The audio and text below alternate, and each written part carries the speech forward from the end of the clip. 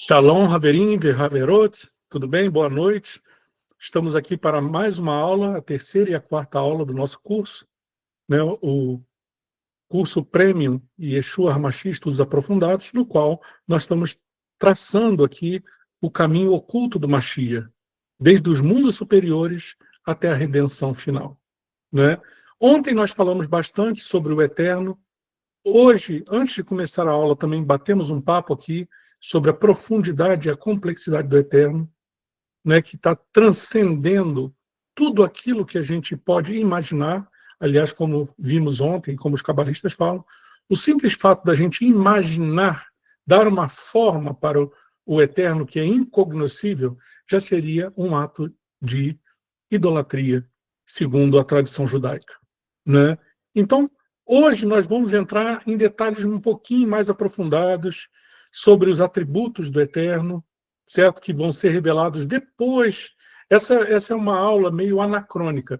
Eu vou falar aqui hoje, por exemplo, das Sefirot, mas a gente só vai entender o que são as Sefirot depois que a gente vê o surgimento do Mashiach nas próximas aulas, tá?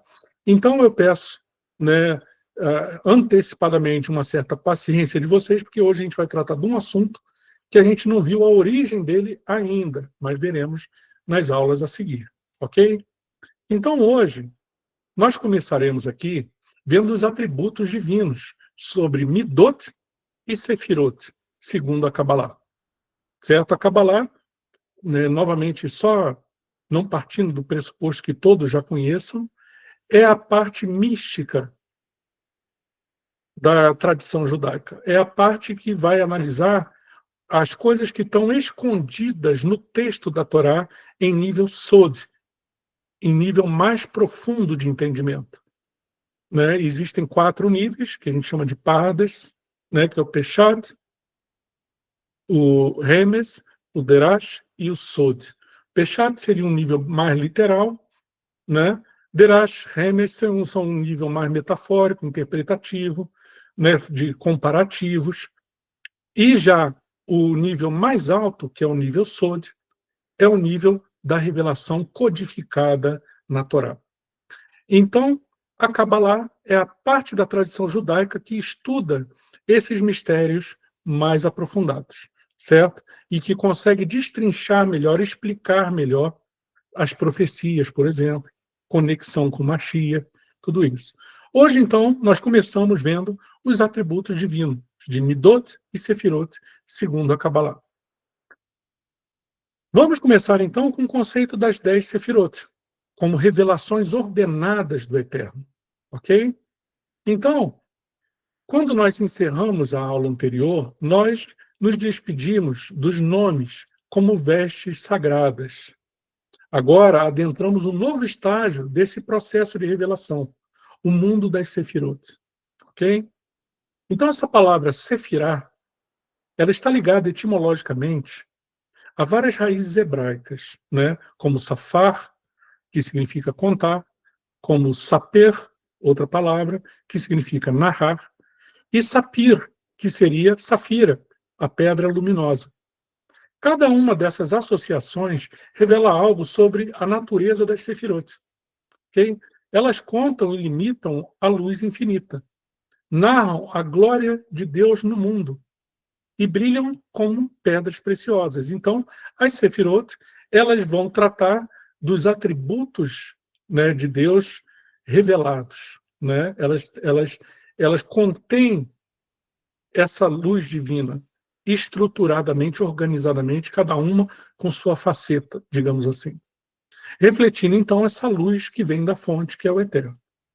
Então, na visão da Kabbalah luriânica, por exemplo, de Isaac Luria, né, e foi registrada principalmente pelo seu discípulo, o rabino Haim Vital. Okay? As 10 Sefirot, elas são 10 emanações principais da luz infinita, que a gente chama de Or Ein Sof. Após o ato que a gente chama de Tzimtzum, o esvaziamento, a retração primordial.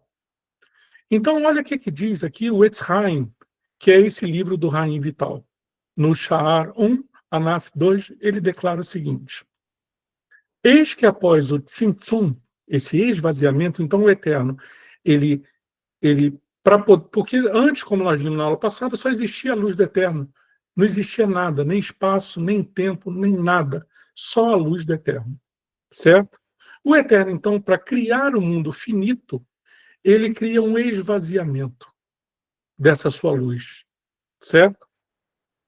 E, nesse vazio, formam-se, então, as 10 sefirot. Essas sefirot, elas não são partes de Deus, nem criações separadas, mas sim modos distintos da revelação divina.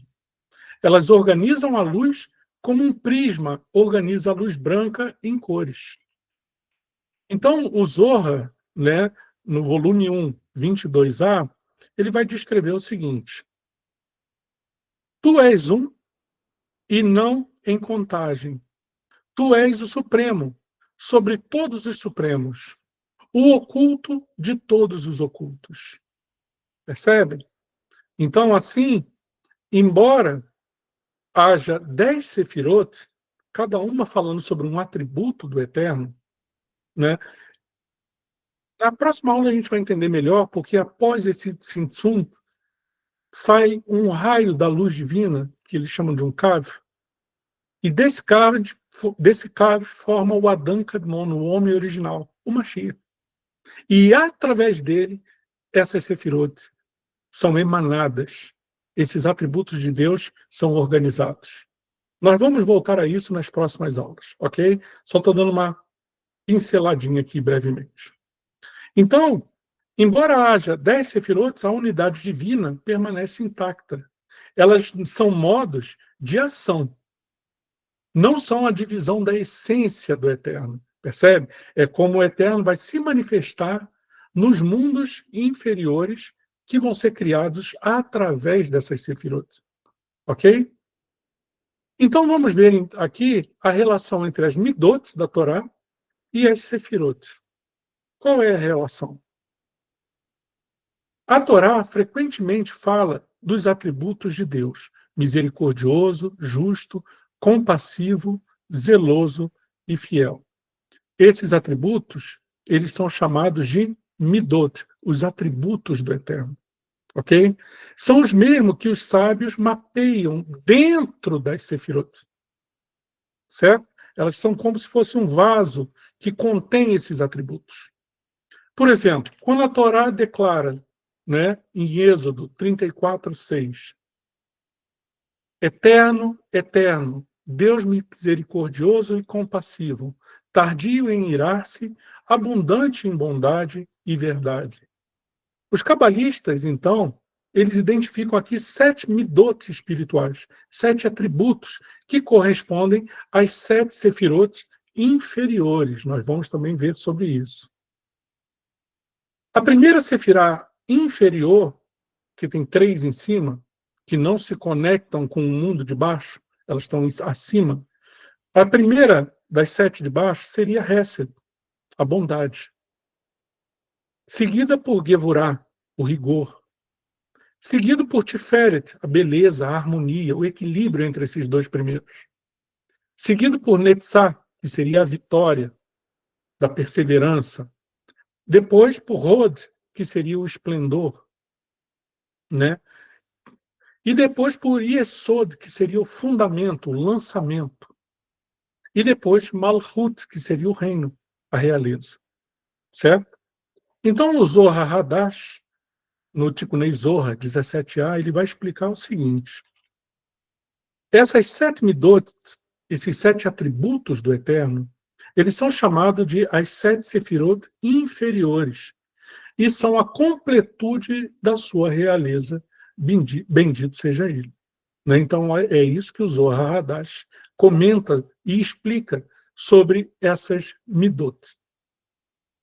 As 3 sefirot superiores, Keter, que seria a coroa, Hormá, que seria a sabedoria, e Biná, que seria o entendimento, elas representam os aspectos intelectuais ou ocultos do divino. São mais acima. Enquanto as 7 inferiores expressam as qualidades emocionais e relacionais de Deus. Percebem, então, por que essas 3 primeiras estão acima? Então, assim, a Kabbalah, ela une perfeitamente os dois mundos, a teologia da Torá com a metafísica dos mundos superiores. Eu vou pedir licença a vocês só um minutinho, só para ver aqui que tem mais pessoas querendo entrar.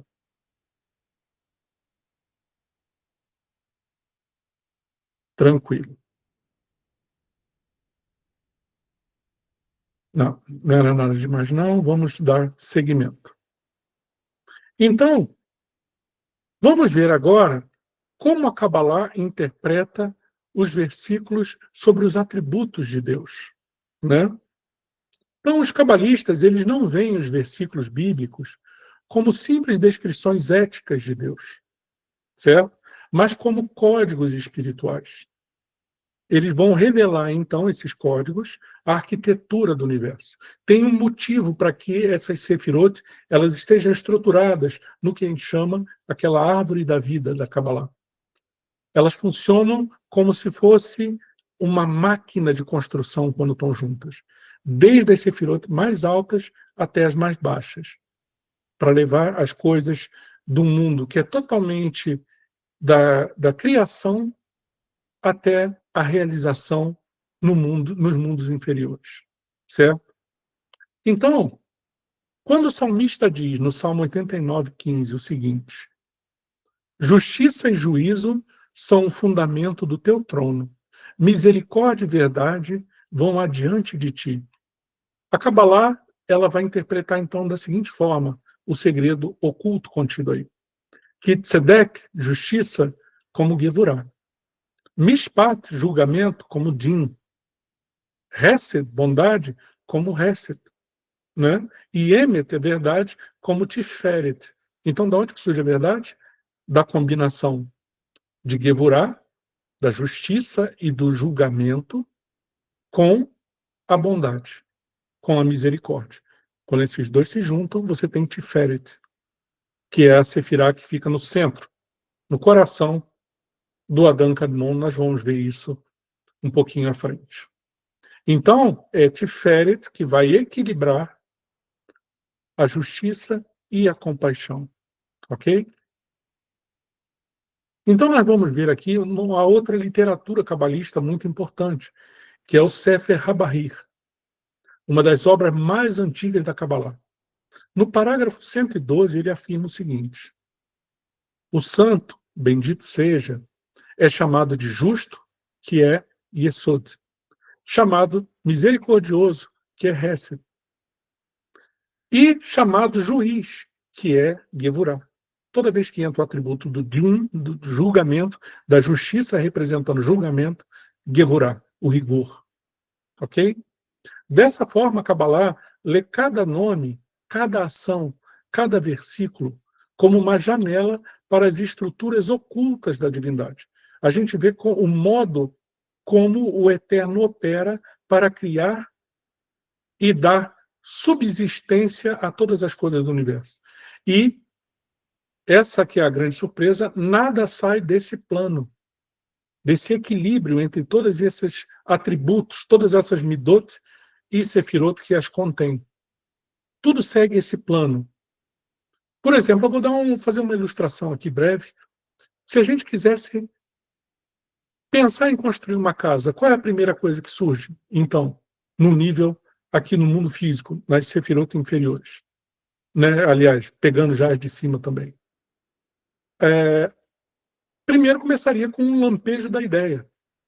Esse lampejo da ideia: olha, eu quero construir uma casa. Seria Hormah. A vontade de construir a casa seria Keter, lá em cima. Né? É a vontade expressa do Eterno. Mas o primeiro lampejo da ideia, Hormah. E para então, é só eu ter essa ideia e está pronta a casa? Não.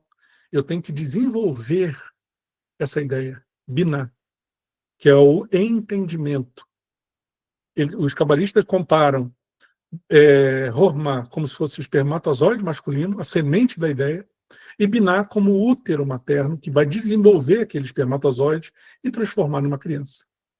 Depois disso, né, a gente passaria para o nível inferior. Depois que você já desenvolveu a ideia, né, você passaria para, vamos então fazer o planejamento para executar.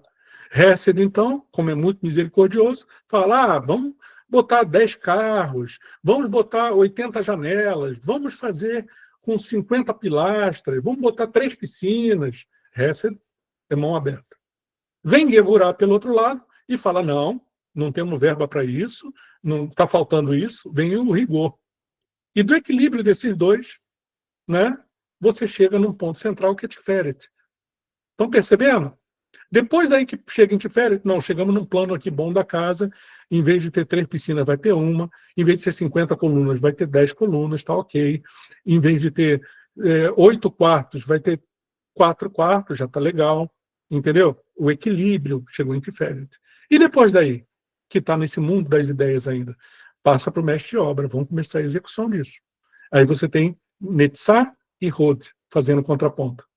Um vai falar, não, nós vamos conseguir, vai lá, vai fundo, consegue, fica aí, vira aí 80 horas trabalhando, vamos lá, pega o material, vamos comprar o material. Aí já é no mundo da formação ali, já está começando, né, a transformar aquela ideia em materiais. Já está no planejamento mais refinado, percebe? Então, depois que chega a Netzah fazendo isso, vem Hod e fala, não, olha, não vai dar, não dá para a gente virar hora, tem a CLT, tem as horas certas para trabalhar. É como se fosse uma biná, uma biná, não, desculpe, uma Gevurah, mas para Hod, mas para a parte de baixo da obra que já está lidando com materiais, que vai botar ordem nas coisas, mas também vai dar perseverança, né? Vai dar aquele esplendor de, puxa, vamos lá. E quando esses dois se equilibram e compram os materiais e começam a construir a casa, você tem Yesod, que é a fundação. Vamos então, pronto, construímos, está linda. A casa ficou ótima, construímos, chegamos no equilíbrio aqui. Yesod, então, é a fundação, certo? E depois dessa fundação, o que vem?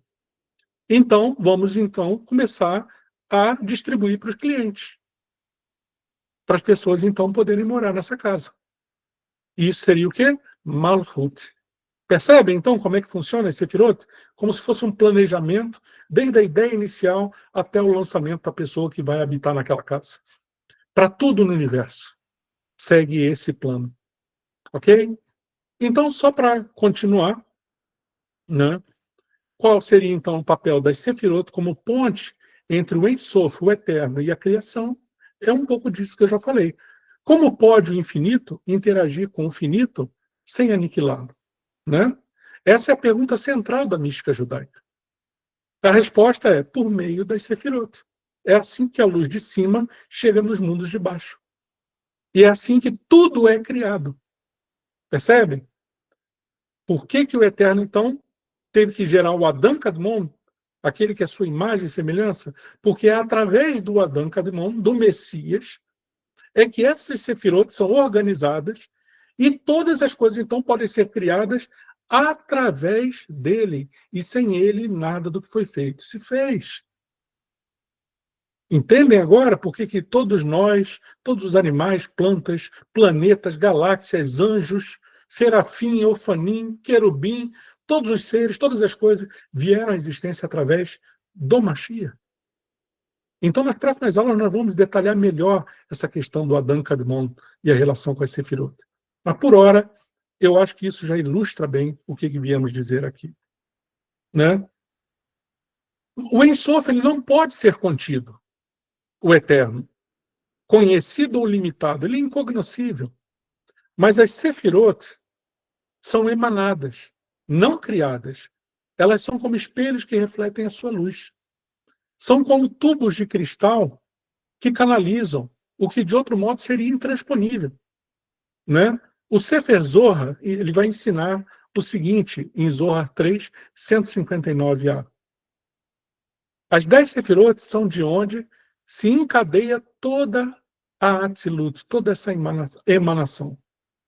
E elas são a ponte entre o Ein Sof e a criação. E nós explicamos por quê, como elas operam, certo?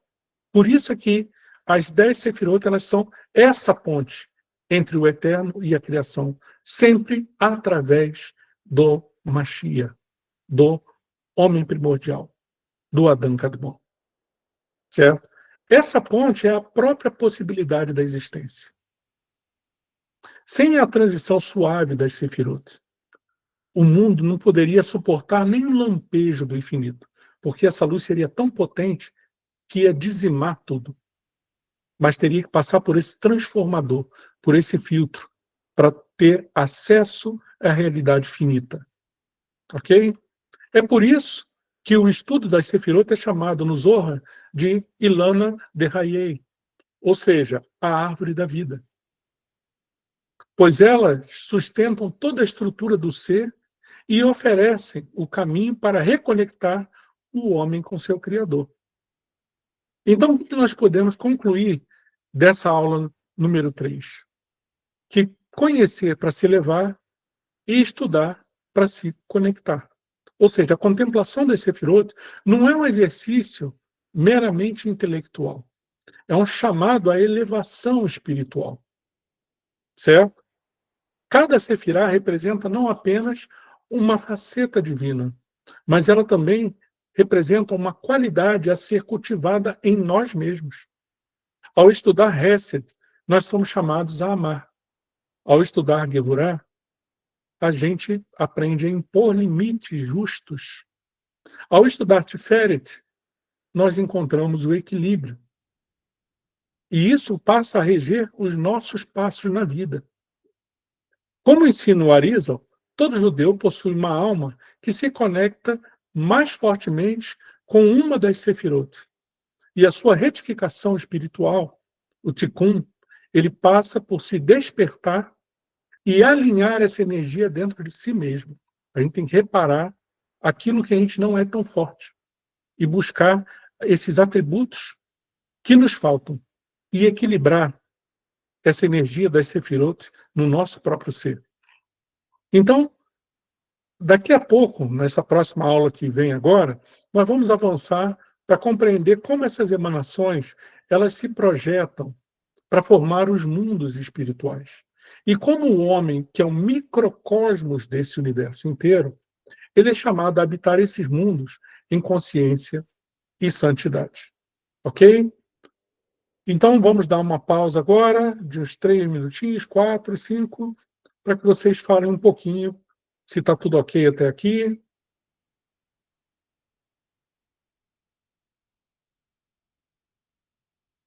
Alguém?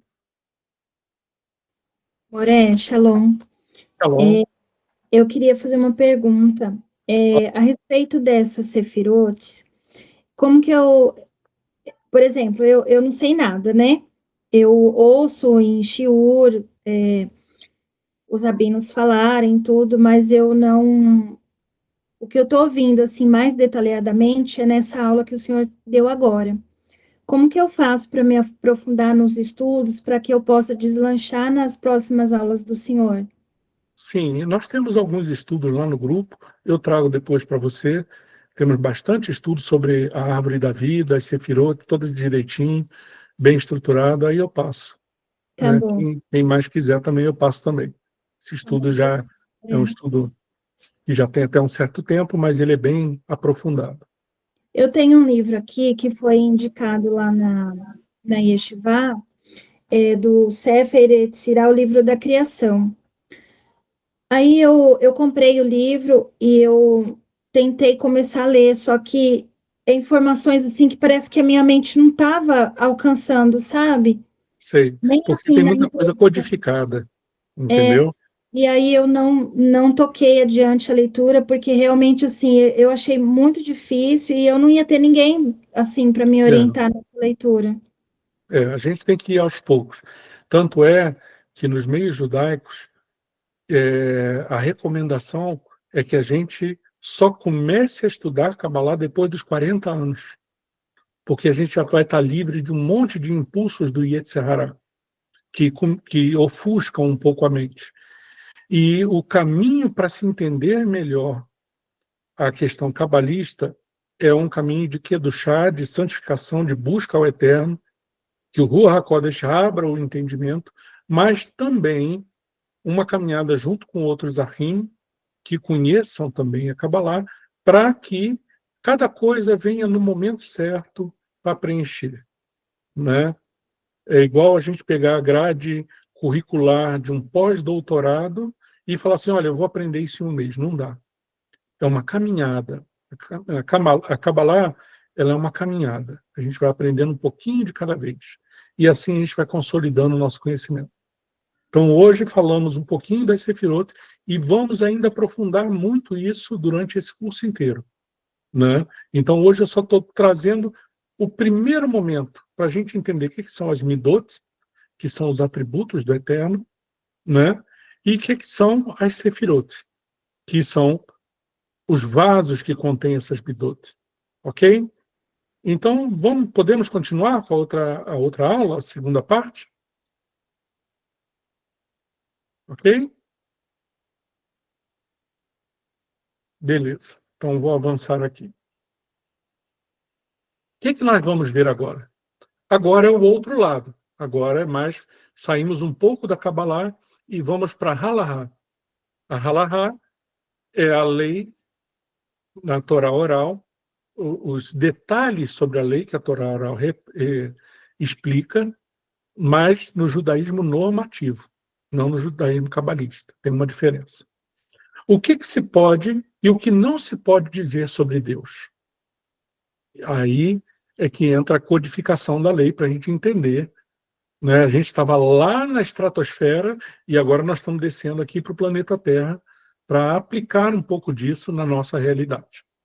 O que os rabinos definiram como permissível sobre a essência divina?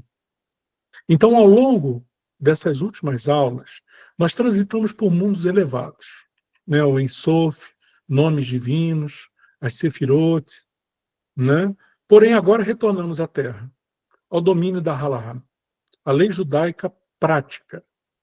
Pois todo conhecimento místico, para ser sagrado, ele deve desaguar em conduta, ok? E aqui nos deparamos com uma questão fundamental. O que se pode ou não se pode dizer sobre Deus? Vamos começar com a Mishnah. Em Hagigah 2:1, ela já traça o limite do discurso. Assim diz a Mishnah: não se ensina a obra da criação diante de dois, nem a obra do carro celestial diante de um, a menos que seja sábio e compreenda por si mesmo. Ou seja, desde os tempos da Mishnah, lá atrás, os sábios impuseram restrições à exposição pública de doutrinas profundas sobre Deus e seus modos. O cuidado é extremo, pois qualquer deslize pode conduzir à heresia. E é isso que eu estava falando, né? É tão sublime o Eterno que qualquer imaginação, agora eu sei como é que é Deus, imaginei Deus, já é uma heresia, já seria uma idolatria. E é nisso que eu estava comentando. Então, o Ramban Maimonides, no seu monumental Moreh Nevuchim, né, o Guia dos Perplexos, ele vai declarar o seguinte: não está ao alcance do homem conhecer a essência do Criador, apenas as suas ações reveladas na criação. Ok? Assim, a Halahá, ela nos permite falar das manifestações de Deus, mas proíbe definir sua essência. O que se revela está em nossas mãos. O que transcende permanece em silêncio reverente. Né? O próprio Rav Shaul, se não me engano, ele fala isso. As coisas reveladas, não é nem Rav Shaul. As coisas reveladas pertencem a nós e aos nossos filhos, e as ocultas pertencem ao Eterno. Né? Aquilo que ele não revelou é porque ele achou melhor, por bem assim. Então vamos ver as proibições contra os antropomorfismos literais e representações. Né? O que é um antropomorfismo? Antropos, no grego, significa homem. Morphos, morfê, significa forma, forma de homem. Certo? Então a Torá, em sua linguagem poética e espiritual, frequentemente fala a mão de Deus, os olhos de Deus, a ira de Deus. Mas os rabinos sempre alertaram, essas expressões, elas são figuradas, não literais. Porque Deus não tem forma, né? Como é que é a forma do seu pensamento? Não tem. E o pensamento é a coisa mais próxima que nós temos para tentar visualizar o inimaginável. É quando a gente olha para o próprio pensamento da gente. Não tem forma, né? Então é isso que, nesse ponto que ele está tocando. O Ramban, em sua introdução, né, sobre Hilhot Yesodei HaTorá, ou seja, as leis dos fundamentos da Torá, no capítulo 1, ele vai ensinar o seguinte, né, tudo que está escrito na Torá e nas palavras dos profetas, como seus pés, sua mão, seus olhos, tudo é dito conforme a linguagem dos homens, e são apenas metáforas, certo? E no mesmo espírito, o Talmud, em Berahot 31a, proíbe representar Deus de maneira física. Então, aí já é muito diferente da questão cristã, que botou os três como sendo coiguais e com a mesma substância. E nós já vimos na aula passada que esse conceito de substância, que no grego é chamado de ousis, ou homoousis, é um conceito que não vem da sabedoria judaica, mas vem dos gnósticos, vem dos gregos. E daí foi formulado o conceito da Trindade. Então o Eterno está fora de qualquer definição. Mas o Mashiach não. O Mashiach tem a forma humana. Certo? Então vamos ver o que o Talmud vai falar no Tratado Berahot 31a. Né? É proibido desenhar a forma de um homem ou de um anjo e dizer, assim é o santo, bendito seja ele. Gente, a gente tem que lembrar que foi exatamente por aí que o povo de Israel pecou ao fazer um bezerro de ouro. Eles não estavam fazendo um outro Deus, uma outra coisa. Na imaginação deles, como o Moshe estava demorando a voltar, eles fizeram um bezerro de ouro dizendo, esse é o Eterno. Esse é o nosso Deus. Percebem? Olha o perigo disso. E, por conta disso, quase foram fulminados pelo Eterno, se não fosse a intervenção de Moshe. Né? Então, é por isso que a Halahá, ela vai, então, estabelecer essa proibição de desenhar a forma de um homem e falar, ah, esse aqui é o Eterno. O Eterno não tem forma. Certo? Então, a mística judaica, embora trate de representações simbólicas, é sempre acompanhada de negações enfáticas. Certo? De que qualquer forma represente o eterno, o divino, em essência. Certo? Vamos ver, então, o equilíbrio entre reverência, temor e intimidade nas bênçãos e orações. Né? Se não podemos definir Deus, como orar? Como bem dizê-lo com palavras? Se nossas palavras são humanas e limitadas. Aqui a Halahá oferece um modelo de equilíbrio entre a reverência e a proximidade. As bênçãos, as brachot, né, sempre começam com um nome sagrado e a fórmula reverente. Ou seja, bendito és tu, eterno nosso Deus, Rei do Universo. Baruch atah Adonai, Eloheinu melech haolam, não é isso? Mas você nota que ali, em vez do nome do tetragrama, ele colocou Adonai. Já deu uma equilibrada. Já não usou o nome sagrado. E por que não usar o nome sagrado? Para não correr o risco de cometer o pecado do terceiro mandamento, de tomar o nome do Eterno em vão. Ok? O uso da segunda pessoa, tu, indica intimidade. Bendito és tu, Eterno. Mas a invocação do Rei do Universo estabelece temor. Ou seja, você não está falando com o amiguinho do trabalho, não, nem da escola, nem da faculdade. Você está falando com o Rei do Universo. Certo? Então você tem uma intimidade, mas um temor. Certo? Esse equilíbrio. Então, essa atenção, ela é sagrada. Tá? O Zohar, no volume 1, 11a, ele vai comentar o seguinte.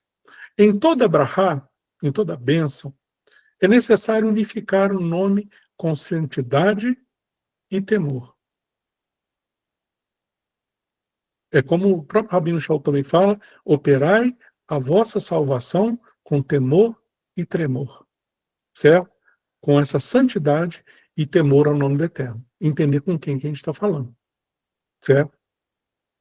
Os sábios ensinaram que mesmo no Shema Israel, a confissão suprema da unidade divina, devemos evitar todo o antropomorfismo. Por isso dizemos, Eterno, Adonai Eloheinu, Adonai Echad. O Eterno é nosso Deus, o Eterno é um. Certo? A palavra Echad exclui multiplicidade de forma. Ela é o único e sem semelhante. Certo? Então, vamos ver agora como a Halahá lida com esse mistério sem negar a revelação. O judaísmo não foge do mistério, mas tampouco o absolutiza. Né? A Halahá, então, caminha sobre o fio da navalha. Reconhece a transcendência de Deus, mas afirma a realidade de sua revelação. Né? Nós vamos ver no Talmud Bavli, no Tratado de Berahot 7a, o seguinte relato. Disse o Rabi Yohanan o seguinte: daqui aprendemos que o homem deve bendizer pelo mal, assim como bendiz pelo bem. Por quê? Porque mesmo o mal aparente é parte de um plano oculto que não podemos compreender. Isso é halahá. É o que os rabinos vão chamar de gamzu letová. Isso também é para o bem. Porque tudo que o Eterno faz é para o nosso bem. Porque Ele nos ama.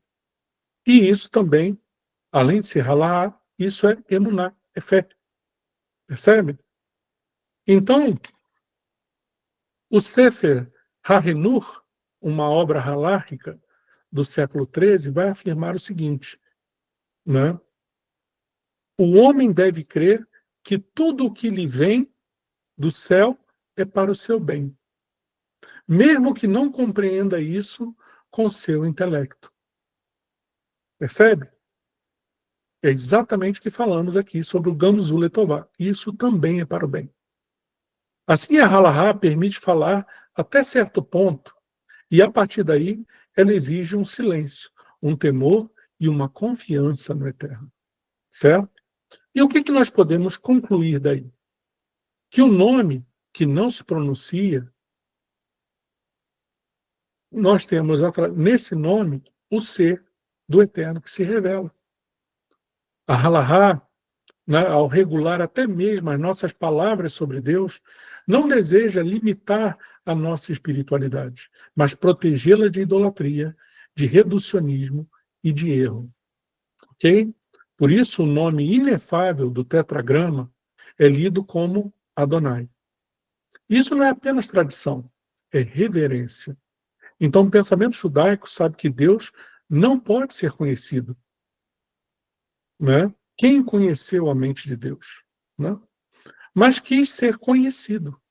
Ele se deu a conhecer, ele se manifestou. E com essa sua manifestação, nós temos conhecimento dele, de como ele opera, o que ele valoriza, o que ele reprova, certo? Então, nisso nós temos a intimidade com Deus. E aonde que a gente vai conhecer tudo isso? Na Torá. Então, por isso que fala que ela é a árvore da vida para aqueles que nela se apegam. Então, olha quanta coisa está codificada nessa simples frase que eu disse. Quando fala que ela é a árvore da vida, ela está falando das 10 sefirot. Ou seja, a forma que o Eterno vai operar em toda a sua criação é essa árvore da vida para os que nela se apegam, na Torá. Você está falando da Torá, né? Nessa brahá. Então, o pensamento judaico sabe que Deus não pode ser conhecido, mas ele quis ser conhecido. A Torá foi a sua escolha. A oração foi o seu presente. E a halahá é o modo como nós respondemos. Como disse o rabino Moshe Cordoveiro, no Tomer Devorah, no capítulo 1, ele fala o seguinte: é necessário assemelhar-se ao seu Criador. Assim como o santo, bendito seja, é chamado de misericordioso, também tu seja misericordioso. Então, toda vez que nós... Sabe quando um filho começa a imitar o seu pai? Toda vez que nós começamos a imitar o Criador, mais parecido com ele nos tornamos. Certo? E é isso que Deus quer. Intimidade, relacionamento, mas também reverência e temor. Certo? É assim que se fala de Deus. Não com imagens, mas com ações que o refletem. Aí sim nós estamos... A gente não precisa ficar tremendo de medo. Ai, meu Deus, será que eu vou falar isso e aquilo? Ah, não sei o quê. E ficar ali com aquele policiamento terrível sobre nossa língua. Não. Um pai não faz isso com o filho. A gente tem que lembrar que Deus é misericordioso. Um pai ama o filho. Mas o pai quer, primeiro, ser respeitado pelo filho, embora o ame. E justamente quando esse filho ama esse pai, ele passa a copiar quem esse pai é. Quem esse pai já se manifestou que ele é. Quais são os seus atributos, os seus midot, né? Como é que essas sefirot nos trazem isso? Então, cada vez que a gente olha para cada sefirá dentro de nós, nossa misericórdia, nossa justiça, nossa perseverança, que seria Netzar, nossa vitória, né? Nossa continuidade, Rod, sabe, botar as coisas para frente, nossa sabedoria, nosso entendimento, a gente está honrando o Eterno, copiando os atributos dele. É assim que se fala de Deus, né? Como nós falamos, não é com imagens, representações ou aquela coisa distante, mas é com intimidade de coração. O Eterno quer isso, que você seja uma cópia dele. E qual o exemplo que ele nos manda, o maior de todos? O seu próprio Mashiach. Aquele através de quem tudo foi criado. Ali, como estava muito abstrato para a gente tentar entender o Eterno, porque foge da nossa mente quem é o Eterno, ele nos manda um molde perfeito. Seja como o Mashiach. Aprenda com ele que você já vai agradar o Eterno. É isso. Ele mandou Rabi, o nosso professor. Né? Por isso que o próprio Mashiach fala, ninguém na terra chame de vosso Rabi, porque um só é o vosso Rabi, que é o Mashiach. E todos vós são irmãos. Então a gente tem que aprender esse Rabi. Como agradar o Eterno e como manifestar os seus atributos. Ok? Então, na próxima aula, nós vamos adentrar nos mundos superiores. Aí já vamos... E vamos descobrir como o infinito estruturou a realidade em 4 níveis. O mundo de Atzilut, Beriá, Yetzirá e Asiá. Ok? Então, por hoje, essa é a nossa aula. Abrimos aqui outras portas dimensionais aí para que vocês conheçam um pouco mais sobre o Eterno, né? E na próxima aula vamos então adentrar na criação, como o Eterno então criou os mundos. Ok? Então, shalom, shalom, e nos vemos na próxima aula.